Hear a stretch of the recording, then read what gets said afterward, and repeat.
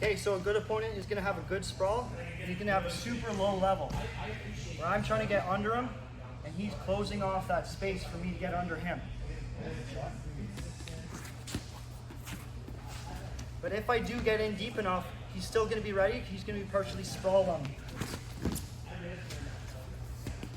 He's gonna circle out this way, and he's gonna sprawl his right leg back as far as he can.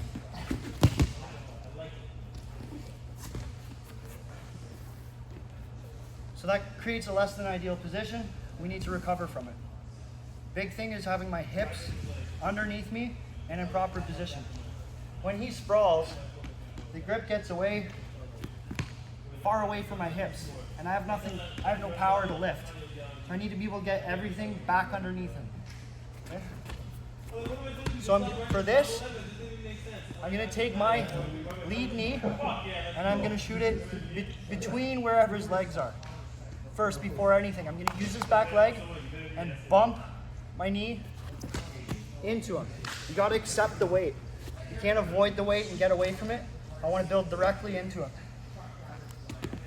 So point my knee in that direction, straight in, bump forward, and then collect again with this outside leg.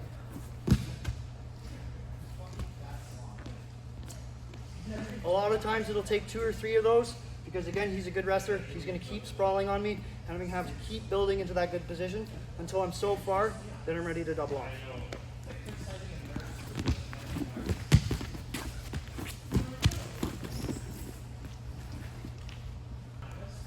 Typically when I take a high crotch, I wanna join my arms just behind the knee before I go to my elbow deep position. If he's sprawling back like this, I want to change my grip from just behind the knee and straighten out my arms down his leg.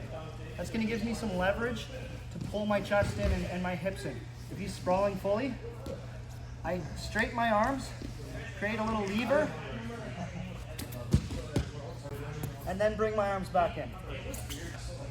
But again, it's important that I'm not trying to pull with my arms. This leg is too strong of a muscle. He's going to sprawl out. I have to bring my body towards my arm grips.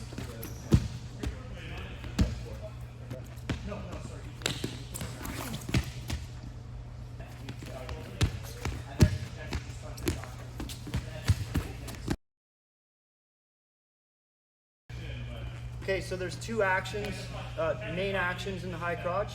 We have our double off, our corner turn and double off that we just covered. The second one is the chest pressure.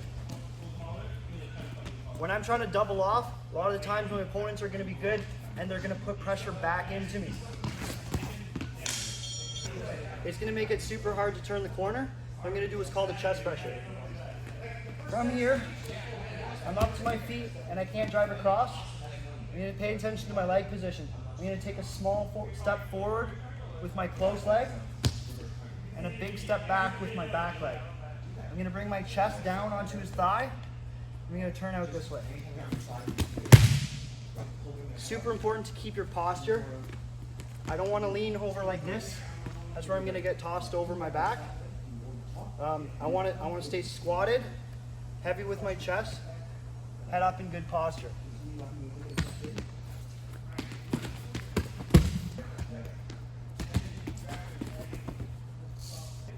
Another time we do the chest pressure is when he successfully blocks my arm from doubling off. This is a common defense for him. I get to my high crotch, he has his hand on my elbow here, and I can't double off. So I'm just gonna go to my chest pressure, and he's gonna let go of this grip to keep his balance. When I chest pressure, I can stay on the high crotch. Sometimes I can double off. It depends where I wanna go after the high crotch. Sorry, after the chest pressure. So the double off and the chest pressure are like a double-edged sword. They go from one to the other. Sometimes it's back and forth between the two. When I go for the double off, he leans over me. I can manipulate his weight by taking his legs out from under him with the chest pressure. And vice versa. If I go for my chest pressure, he's gonna collect himself with this back leg, and it's gonna make it easy for me to do my double off. So a good drill is to get into your high crotch. Again, Super important, keep your shoulder in the pocket so you can go back and forth between those two and you don't lose the position. Just hit your double off lightly, get him to react. Hit your chest pressure, get him to react to that, and going back and forth between the two.